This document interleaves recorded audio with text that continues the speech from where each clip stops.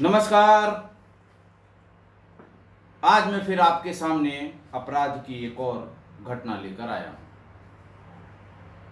आज की अपराध की घटना है उत्तर प्रदेश के बांदा जिले की। और आज की घटना जैसी बहुत सारी घटनाएं, यहाँ तक कि आज ही के अखबार में एक घटना ये बांदा की, आज का मतलब 7 मई के अखबारों में, और दूसरी घटना जयपुर की दी हुई है जिसे हनी ट्रैप के नाम से जाना जाता है। हनी ट्रैप बड़ा इस समय प्रचलित शब्द है। हनी ट्रैप का मतलब, वैसे तो अगर शाब्दिक अर्थ देखें तो हनी का मतलब शहद और ट्रैप का मतलब शहद में आप जैसे शहद कहीं रख दें तो उसमें चींटियाँ, मक्खी, मच्छर अपने आप पहले उसकी तरफ आकर्षित होंगे, उसके बाद फिर उसमें फंस जाएंगे, निकलने का रास्ता नहीं मिलेगा, क्योंकि उसकी वो जो उसका जो लिक्विड होता है उसकी डेंसिटी बहुत ज़्यादा होती है। वैसे तो हनी ट्रैप का जो और दूसरा अर्थ है वो इंसेक्टिवोरस, कीटनाशक पौधों के बारे में है कि कीटनाशक पौधे बहुत प्रकार के होते हैं। अगर आप इंसेक्टिवोरस प्लांट्स गूगल पे जाके सर्च करेंगे 10 तरह के इंसेक्टिवोरस प्लांट आपको मिलेंगे, जो कभी पत्तियों में और कभी फल में इस तरह से नेक्टर यानी हनी सिक्रीट करके रखते हैं। उसकी महक से इंसेक्ट्स उसकी तरफ आकर्षित होते हैं और वो जैसे ही उनके परव्यू में आता है वो उसको बंद कर लेते हैं और उसका जो नाइट्रोजन की कमी होती है उनमें, वो उससे उस इंसेक्ट के जो अवशेष हैं उससे पूरा करते हैं। कहा यह भी जाता है इंसेक्टिवोरस प्लांट्स वहीं होते हैं जहां नाइट्रोजन की कमी होती है। खैर, बांदा शहर में 4 मई को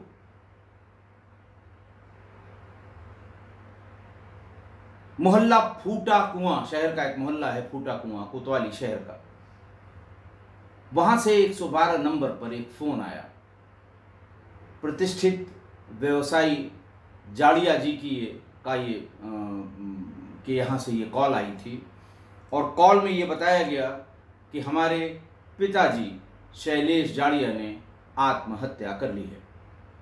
पुलिस पहुंची, उन्होंने पंखे से लटक कर आत्महत्या की थी। पुलिस पहुंची, बॉडी को नीचे उतारा गया। सामान्य सी कार्रवाई, आत्महत्या को पुलिस कभी सीरियसली लेती नहीं है कि कारण रहे होंगे, आत्महत्या हो गई, कोई जुर्म भी नहीं है आज की तारीख में, लिहाजा बहुत ज़्यादा इसको सीरियसली लिया नहीं जाता। खैर, तलाशी के दरमियान पुलिस को एक सुसाइड नोट मिला। सुसाइड नोट में शैलेश जड़िया, जो प्रतिष्ठित सर्राफा व्यवसायी थे बांदा शहर के, और ये सूचना 4 मई 2022 को आई थी पुलिस के पास, यानी घटना 4 मई 2022 की है। सुसाइड नोट में शैलेश जड़िया ने लिखा कि मैं शैलेश जड़िया, निवासी फूटा कुआं, मानसिक रूप से बहुत परेशान हूँ। मुझे जरैली कोठी निवासी एक महिला और कई लोग ब्लैकमेल कर रहे हैं। 2 साल से उनका कहना है कि हमने तुम्हारी वीडियो महिला के साथ बना ली है। मुझसे इस बात के लाखों रुपए लिए जा चुके हैं। ये कहते रहे कि जितना हम मांग रहे हैं उतना रुपया देते जाओ, वरना हम वीडियो तुम्हारे घर वालों को दे देंगे। मुझे महिला ने एक बार घर बुलाकर मारा पीटा भी था पैसों के लिए, इसलिए मैं आत्महत्या कर रहा हूँ। जैसे ही ये सुसाइड नोट मिला, घर वालों को भी पता लगा। घर वाले भी चिंतित कि ऐसी किसी बात के बारे में घर वालों को शैलेश ने नहीं बताया था। पुलिस को समझ में आ गया कि दाल में कुछ काला है। पुलिस ने कोशिश करनी शुरू की। उसने ये भी लिखा है कि साल 2018 से एक महिला कुछ लोगों के साथ मुझे परेशान कर रही है, ब्लैकमेल कर रही है। शैलेश जड़िया के भाई इंद्रेश जड़िया ने बताया कि हिसाब किताब में करीब 40 लाख रुपए ऐसे निकल रहे हैं जिसका कोई पता नहीं लग रहा है, लेकिन वो शैलेश जड़िया ने खर्च किया है। शैलेश जड़िया ने अपने सुसाइड नोट के दूसरे पन्ने में लिखा था कि महिला के कई लोगों से नाजायज संबंध हैं, ब्लैकमेल करने में कई लोग शामिल हैं, ये नए नए व्यक्तियों को फंसाने का काम करते हैं। हाल ही में महिला ने मुझे अपने पार्लर पर बुलाकर 50,000 रुपये लिए थे। इसकी गवाह इसके पार्लर में काम करने वाली लड़कियां हैं। वह मुझसे हमेशा वो रुपए लेने के लिए ही पार्लर बुलाती थी। मैं बहुत परेशान हो गया हूँ, मेरी पूंजी खत्म हो गई है। मेरी काली वाली डायरी में हर बार कितना पैसा ये महिला मुझसे ले गई है या मैंने ले जाकर दिया है, इसका पूरा हिसाब तिथिवार लिखा हुआ है, आप देख लीजिए। महिला मैसेज करके बुलाती भी थी और पैसों की मांग भी करती थी। मैं बेईमान नहीं हूँ, मैंने आज तक किसी का एक भी रुपया नहीं लिया है, लेकिन 2018 से मेरा 40 से 50 लाख रुपए ये लोग खा चुके हैं। मैं शर्म के मारे किसी को कुछ बताता नहीं हूँ और आज आत्महत्या कर रहा हूँ। सोचिए, एक आदमी की घुटन 2 साल से। घटना ये हुई थी कि ये महिला, जरेली कोठी की ये महिला और इसके साथ का जो गैंग है, वो कई दिनों से इस सराफा व्यवसायी के चक्कर में पड़ा था। एक दिन महिला ने सराफा व्यवसायी शैलेश जड़िया को फ़ोन किया कि मुझे किराए के कमरे की ज़रूरत है, आपके यहाँ कुछ किराएदार रहते हैं, अगर 2 कमरे का स्पेस हमें मिल जाए तो हमें दिला दीजिए या हमें दे दीजिए। शैलेश जड़िया ने कहा कि हाँ, छोटा पोर्शन एक खाली है, आप आकर देख सकते हैं।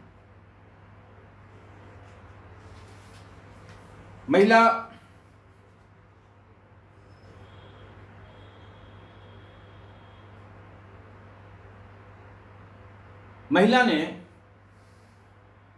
तुरंत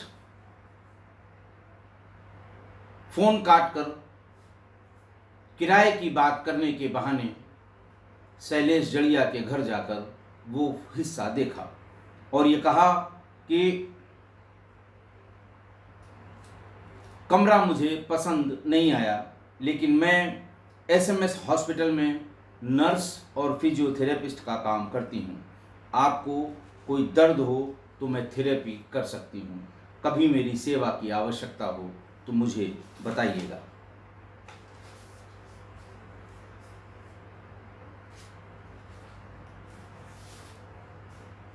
एक दिन महिला ने वीडियो कॉल किया और ये कहा कि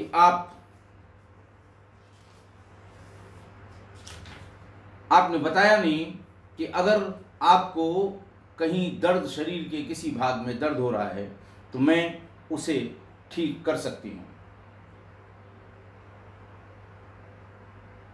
और इसी बहाने उसने अपने पार्लर में बुला लिया। किसी पुरुष को लगाकर किसी छिपे हुए स्थान से कुछ आपत्तिजनक छोटे छोटे वीडियो बना लिए और वहीं पर उसे वो वीडियो दिखा दिए और उससे कहा कि तुम अगर चाहते हो कि ये वीडियो तुम्हारे परिवार वालों के पास न पहुँचे तो जितना कहा जाए उतना करते जाओ। और 2 साल में लगभग 40 से 50 लाख रुपए उन लोगों ने वसूल कर लिए। और मारे शर्म के शैलेश जाड़िया ने न घर पे कभी बताया, न किसी मित्र को बताया और न ही किसी जानने वाले को बताया। पुलिस ने उस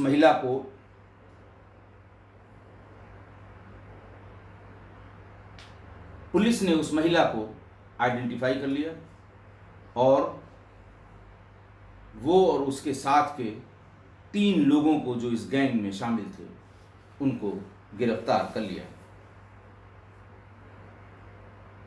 दूसरा मामला जयपुर का है। सेम डेट वही है, यानी हालिया घटना है। फिजियोथेरेपी कराने के बहाने बुजुर्ग व्यक्ति को घर बुलाकर अश्लील वीडियो बना लिया। शातिर महिला ने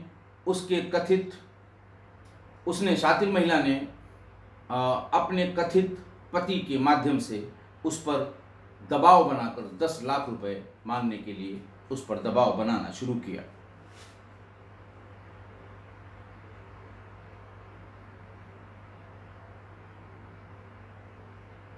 डीसीपी साउथ मृदुल कच्छवा ने बताया कि पीड़ित ने बहुत परेशान होकर थाने पर रिपोर्ट दी और ये कहा कि 30 अप्रैल को उसकी मोबाइल पर एक महिला ने कॉल किया। कॉल करने वाली महिला ने खुद का परिचय रामपुरा रोड मुहाना निवासी पूजा मीना बताया और फिर वही एक ही बहाना जो बांदा और जयपुर में कितना अंतर है, लेकिन जयपुर में भी वही बात कि मैं किराए पर आपके आसपास कमरा देखना चाहती हूँ, आप मेरी मदद कर सकते हैं क्या। बुजुर्ग ने, वो राजस्थान रोडवेज से रिटायर्ड कर्मचारी थे, उन्होंने कहा ठीक है, आइए मैं आपको अगल बगल कोई ज़रूर मकान रहने के लिए किराए पर उपलब्ध करा दूंगा। महिला आई, 1-2 मकान जो उनकी जानकारी में था बुजुर्ग के, वो उनको दिखाया और उसने कहा ये मकान हमारे रहने लायक नहीं है, मुझे पसंद नहीं है, और कह के चली गई। फिर वही एक दिन फ़ोन करके बुलाया कि मैंने बताया था कि मैं जिला अस्पताल में फिजियोथेरेपिस्ट भी हूँ, तो आपको अगर कहीं दर्द हो, अगर कहीं परेशानी हो, लकवे की शिकायत हो गई हो, पैरों के घुटनों में दर्द हो, मैं फिजियोथेरेपी से ठीक कर लूँगी। 5 मई की सुबह 7 बजे उसने फिर मोबाइल से बात की और ये कहा कि आपने कल बताया था कि कुछ आपके घुटनों में दर्द रहता है, आज मैं फ्री हूँ, आप अगर आ जाएंगे तो मैं आपके घुटनों के दर्द की थेरेपी कर दूंगी। पीड़ित व्यक्ति ने, जो राजस्थान रोडवेज का रिटायर्ड कर्मचारी था, उसने फौरन अपनी वो गाड़ी उठाई और उसके यहाँ पहुंच गया।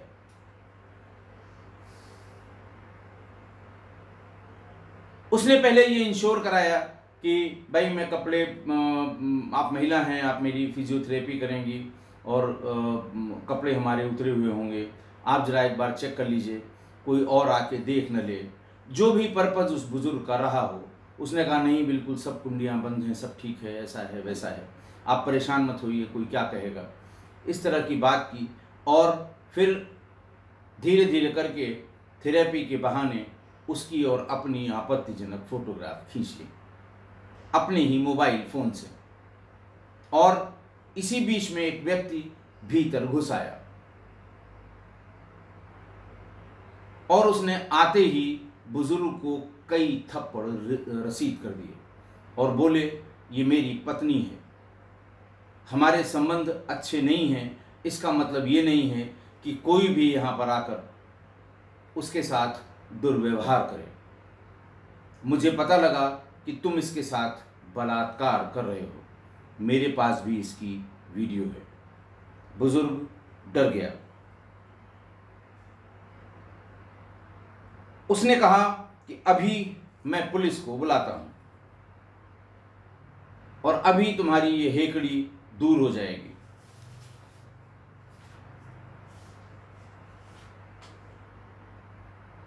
रोए गिड़गिड़ाए बुजुर्ग कि मेरी बड़ी बदनामी होगी, मेरे घर में मेरी लड़कियां भी हैं, मेरी बहू भी है और लोग क्या कहेंगे, ऐसा मत करिए। फौरन डिमांड 20 लाख रुपए की रख दी गई और ये कहा कि बहुत समय नहीं है, 2 दिन के भीतर 20 लाख रुपए इकट्ठा करके दे दो, वरना हम ये वीडियोस तुम्हारे सब घर वालों की व्हाट्सएप पर भेज देंगे। बुजुर्ग ने इधर उधर से अपने दोस्तों से मांग के 10 लाख रुपए उसे तुरंत दे दिए और फिर उसने कहा 10 लाख रुपए मैं बाद में दे दूंगा। बाकी के 10 लाख के लिए 10-15 कॉल की गई कि अब तुम नहीं मानोगे, ये वीडियो मैं तुम्हारे घर वालों को देना, बस अब देने ही वाला हूँ। बुजुर्ग ने अपने मित्रों से संपर्क किया और 5 मई को मुहाना थाने में मामला दर्ज कराया। एसीपी मानसरोवर हरिशंकर के सुपरविजन में एसएचओ मुहाना लखन सिंह खटाना के नेतृत्व में एक टीम बनाई गई।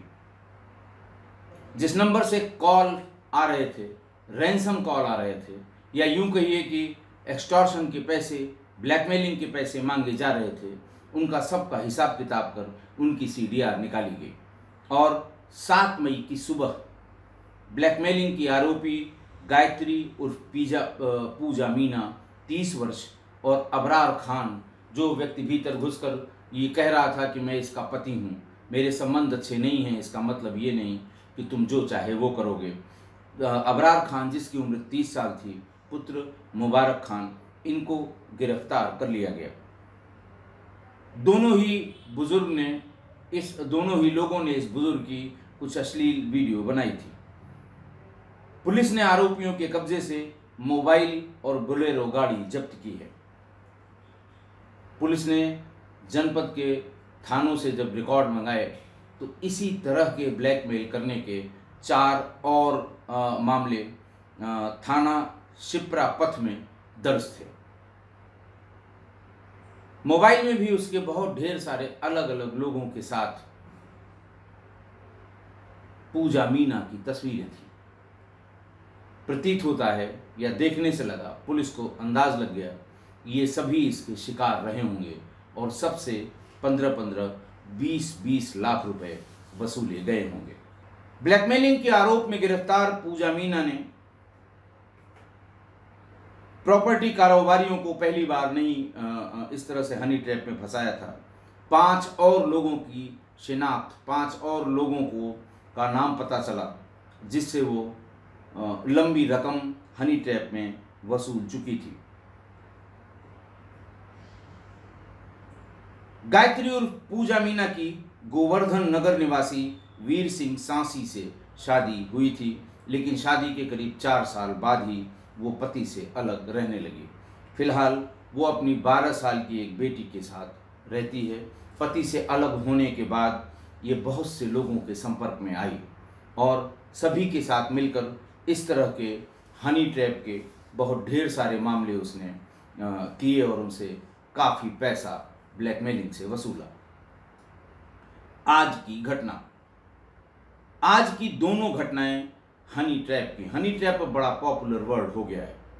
वैसे तो घटनाएं बहुत छोटी थीं और बहुत ज़्यादा इम्पॉर्टेंट भी नहीं थीं, लेकिन बताना इसलिए ज़रूरी है कि कोई दिन नहीं है जिस दिन अखबारों में हनी ट्रैप की घटनाओं का जिक्र न होता हो। बहुत से लोग तो बिना बताए बेचारे बर्बाद हो गए, इज्जत के डर से कि अगर ये वीडियो पब्लिक में आ गए, घर वालों को पता लगेगा तो हमारी इज्जत तार तार होगी। हालांकि गलती उन्हीं की थी। जब मोबाइल नहीं थे तो बड़े कैमरों से इस तरह की वीडियो रिकॉर्ड करना या इस तरह अपने जाल में फंसाना बहुत मुश्किल था, क्योंकि बड़े कैमरों को कहीं छिपाना बहुत आसान नहीं था। और वीडियो रिकॉर्डिंग के कैमरे तो इतने बड़े थे कि आप उनको किसी ऐसे ऑपरेशन में जिसमें आपको वीडियो रिकॉर्डिंग करनी है ले ही नहीं जा सकते थे।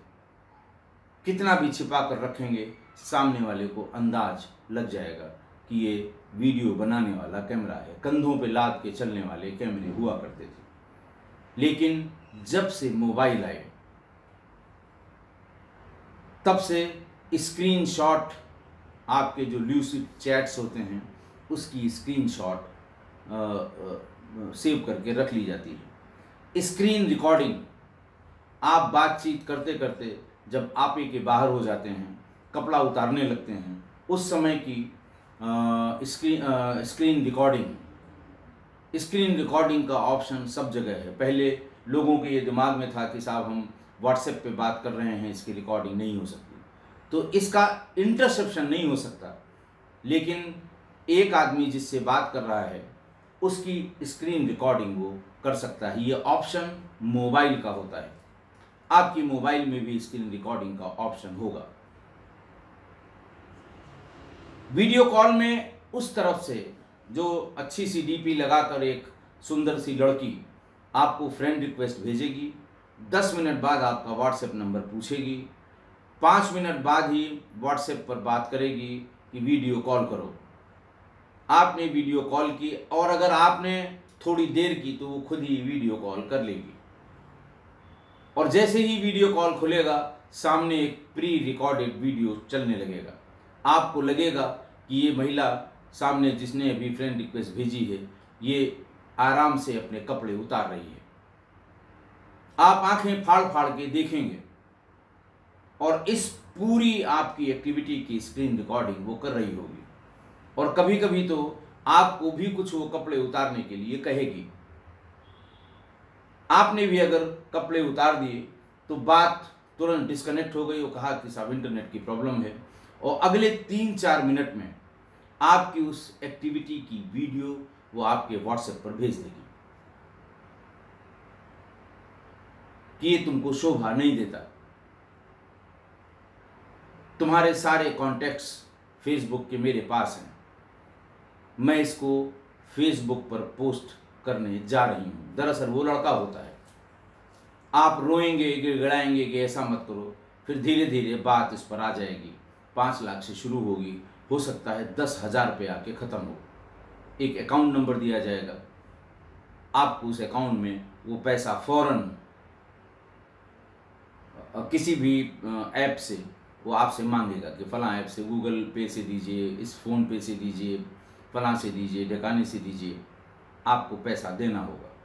फिर दूसरा आदमी फ़ोन करेगा कि भाई हम YouTube के फलाने बोल रहे हैं, एक वीडियो आपकी एक वीडियो YouTube पर अपलोड करने के लिए मेरे पास आई है। वो भी वही वीडियो आपको भेज देगा और कहेगा कि शाम को 5 बजे ये अपलोड होगी। आप फिर रोएंगे, गिड़गिड़ाएंगे, फिर वो आपको 20,000, 25,000, 30,000 के चपत में लगा देगा। ऐसे ऐसे आप रोज़ ब्लैकमेल होते रहेंगे, रोज़ उनको पैसा देते रहेंगे। अगर आपने मना किया कि नहीं भाई मैं वीडियो कॉल तो नहीं करूँगा, मैं वीडियो कॉल पे कोई बात नहीं करता, आपको इस बात की जानकारी है कि ये रिकॉर्डिंग करके भेज देगी, तो आपसे ल्यूसिड चैट करेंगे। आपको इस तरह से करेंगे कि आप भी उसी तरह की भाषा में, उसी तरह की बात उससे करना शुरू करेंगे। एक एक करके सारी चैट आपके स्क्रीन शॉट लेकर वो सेव करते जाएंगे। फिर अचानक एक दिन आपको 10 स्क्रीनशॉट एक साथ पोस्ट किए जाएंगे फेसबुक के मैसेंजर पे, चैट मैसेंजर पे या फिर व्हाट्सएप पे, और फिर आपसे उसी तरह की ब्लैकमेलिंग शुरू होगी। सेना में ये बहुत बड़े पैमाने पर हुआ। जिस जमाने में मैं ATS में था उस समय कई प्रकरण हम लोगों के इस तरह के आए जिसमें हनी ट्रैप में सेना के सर्विंग जवानों को भी और कुछ अधिकारियों को भी इसी तरह फंसाया गया। पहले उनको बताया गया कि मैं फला फला हूँ, अच्छी सुंदर सी फ़ोटो दिखाई गई, अपने को पंजाब या हरियाणा का बताया गया। आपने बात शुरू की और धीरे धीरे वो भी अपनी, उसको तो जो चाहिए वो इसीलिए वो शुरू किया उन्होंने। जैसे ही आपके कपड़े उतरे, आपकी फ़ोटोग्राफ्स न्यूड मिली या फिर वीडियोग्राफ न्यूड मिली, उसके फ़ौरन बाद वो आपको बताएगी कि दरअसल मैं पंजाब की नहीं पाकिस्तान की रहने वाली हूँ, आप चाहें तो फला नंबर पर टेलीफोन करके मुझसे बात भी कर सकते हैं। और अगर आपने बात कर ली फिर तो आप पूरी तरह से उस हनी ट्रैप में, उस जाल में फंस गए। फिर अगला मैसेज ये करती हैं कि देखो मैं पाकिस्तानी हूँ, ये पाकिस्तानी नंबर है, तुमने इस पर मुझसे बात की है, तुम्हारी सारी न्यूड फोटोग्राफ्स मेरे पास हैं, मैं तुम्हारे हेडक्वार्टर को मेल कर दूंगी, अगले ही दिन तुम नौकरी से हटा दिए जाओगे, डिसमिस कर दिए जाओगे, डिपार्टमेंटल प्रोसीडिंग्स होंगी, मुकदमा लिखा जाएगा, अरेस्ट किए जाओगे, बदनामी अलग से होगी। वो आदमी डर जाता है, फिर उसके डर और उस पर दबाव का फ़ायदा उठाकर उससे सेंसिटिव इंफॉर्मेशन शेयर करने के लिए कहा जाता है। वो चाह रहा हो या ना चाह रहा हो, लेकिन अपनी उस फोटो, अपनी उस चैट, अपनी नौकरी के चक्कर में वो सेंसिटिव इंफॉर्मेशन पास करने लगता है। इसीलिए सेना ने अपने किसी भी सर्विंग ऑफिसर को सोशल मीडिया अकाउंट पर एक्टिव होने के लिए उसको बैन किया है। हालांकि ये उन्होंने रिक्वेस्ट के फॉर्म में किया है, लेकिन अब आपको सेना का कोई भी सर्विंग ऑफिसर फेसबुक या बाकी सब सोशल मीडिया साइट्स पे नहीं मिलेगा। एक दो नहीं, ये बहुत आई साइन एक पूरा सेल खोल रखा था हनी ट्रैप का। सीनियर अफसर को फंसाओ, जो स्ट्रेटजिक लोकेशंस पर सर्व कर रहे हैं, हो सकता है वो सिपाही हों, उनको फंसाओ और उनसे इंफॉर्मेशन लो। इसीलिए सोशल मीडिया साइट्स की प्रेजेंस सर्विंग आर्मी ऑफिसर्स के लिए, सर्विंग डिफेंस ऑफिसर्स के लिए मना कर दी गई। लेकिन मेरी ये समझ में नहीं आता कि आप बात क्यों करते हैं। कभी ये भी सोचिए कि एक अनजान लड़की जिससे केवल 3 मिनट पहले आपसे बातचीत हुई, 2 मिनट पहले आपका व्हाट्सएप नंबर लिया उसने और तुरंत भी 50 सेकंड पहले वीडियो कॉल की और एक एक करके कपड़े उतारने लगी। न कोई जान, न पहचान, न दूर दूर से आप उसको जानते हैं।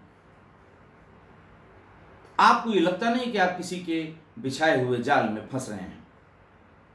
आपको लगना चाहिए कि आप किसी के बिछाए हुए जाल में फंस रहे हैं, लेकिन आपको ऐसा क्यों नहीं लगता, ये मेरी समझ से बाहर है। और मान लिया आपने ऐसा कर दिया और उसके बाद फिर आप ब्लैकमेल होने लगे, 20,000, 50,000, लाख, 2 लाख। और बांदा के हमारा जो व्यापारी था शैलेश जड़िया, उसने 2 साल में 40 लाख रुपए अपनी इज्जत बचाने के लिए, हालांकि गलती उसी की थी, लेकिन अगले ने उस गलती को कैश कराया और ब्लैकमेल कर करके 40 से 50 लाख रुपए वसूल लिए और अंत में उसे अपनी इहलीला समाप्त करनी पड़ी खुद ही, क्योंकि उसे लग रहा था कि अब एनफ इज़ एनफ, इसके आगे मेरी पूंजी ख़त्म हो गई, मैं इसके आगे पैसा नहीं दे सकता। और अगर आपसे ये गलती हुई है और आपको एहसास हो रहा है कि हाँ मुझसे गलती हुई है, तो आप फ़ौरन ब्लैकमेल मत होइए और फ़ौरन साइबर सेल में एक मुकदमा लिखवाइए। आप साइबर सेल में मुकदमा लिखवाएंगे, आपका शोषण तो कम से कम बंद हो जाएगा।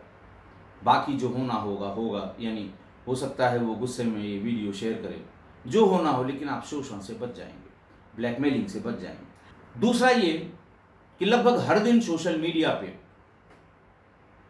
वार्निंग्स आती रहती हैं, अखबारों में खबर आती है, सोशल मीडिया पे खबर आती है कि ऐसे ऐसे हुआ और हनी ट्रैप में एक महिला ने फलां को फंसा के उसको ब्लैकमेल किया, उससे इतना पैसा वसूला।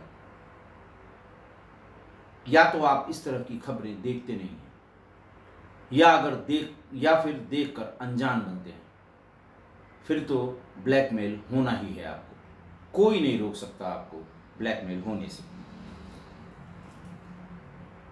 आशा है आप मेरी इस बात से सहमत होंगे। मैंने 500वें एपिसोड में आरुषि हत्याकांड का जिक्र करने के लिए पहले आपसे प्रॉमिस किया था।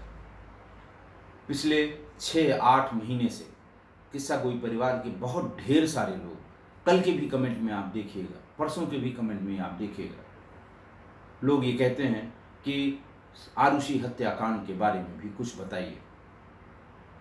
देखिए, आरुषि हत्याकांड अभी भी सब जुडिस है। आरुषि हत्याकांड की 3 बार विवेचना हुई है, बड़े बड़े धुरंधर अधिकारियों ने विवेचना की है। सीबीआई ने विवेचना की है। तो इसमें मैं एज ए पुलिस ऑफिसर इतने लंबे एक्सपीरियंस में मेरी समझ में जो आएगा, मुझे जो लगेगा इन सब चीज़ों को देखने के बाद भी मैं वही आपको बताऊंगा। लेकिन ये बात हमारी जो मैं बताऊंगा ये मेरे निजी विचार होंगे, ये मेरे एक्सपीरियंस के आधार पर मेरे निजी विचार होंगे।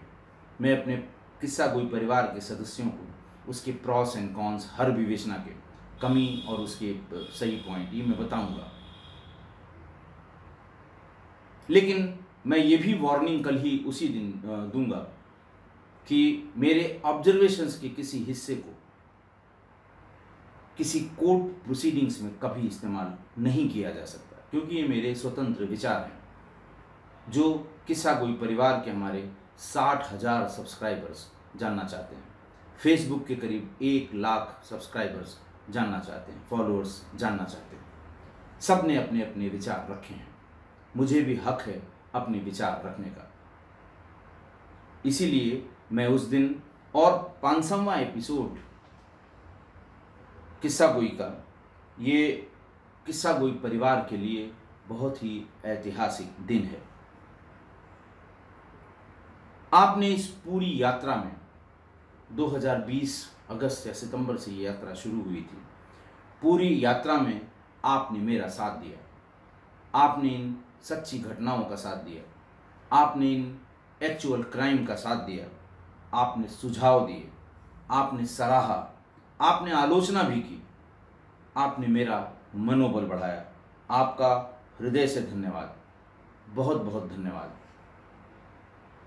लेकिन ये 500वां एपिसोड मैं कल नहीं कर पाऊँगा। कल जो ऑफिशियल इंगेजमेंट्स तमाम ऐसे हैं कि मैं शाम को लाइव करूं इसे 8 बजे, ऐसा संभव नहीं लगता। और शुक्रवार और शनिवार को मैं आउट ऑफ स्टेशन रहूँगा, इसलिए संडे को शाम को 9 बजे मैं आरुषि पर लाइव अपने पूरे परिवार के साथ डिस्कस करूँगा। क्या कमी थी, क्या अच्छाई थी, क्या खराबी थी, और मेरी व्यक्तिगत राय क्या है इस पूरी विवेचना में, इस पूरे हत्याकांड में। क्योंकि पूरे देश की नज़र ये शायद सबसे ज़्यादा डिस्कस किया हुआ क्राइम है। फिल्म भी बन गई, लेकिन उससे भी बहुत कुछ क्लियर नहीं हुआ। हो सकता है मेरे ऑब्जर्वेशन के बाद भी क्लियर ना हो, लेकिन जैसे सबको अधिकार है, मुझे भी अधिकार है अपने इतने बड़े किस्सा गोई परिवार को ये बताने का कि मैं इसके बारे में क्या राय रखता हूँ। हम लोग अब इतवार की शाम 9 बजे आपसे मिलेंगे। आपके अपने जो सवाल हैं वो हमें पोस्ट कर दीजिएगा कमेंट बॉक्स में। आप जो विशेष रूप से जानना चाहते हैं, ताकि मैं उसका समावेश कर सकूं अपनी बातचीत में। अब हमारी आपकी मुलाकात आज के बाद इतवार की शाम 9 बजे या रात 9 बजे होगी, लाइव आरुषि हत्याकांड पर। आज के लिए बस इतना ही। बहुत बहुत धन्यवाद।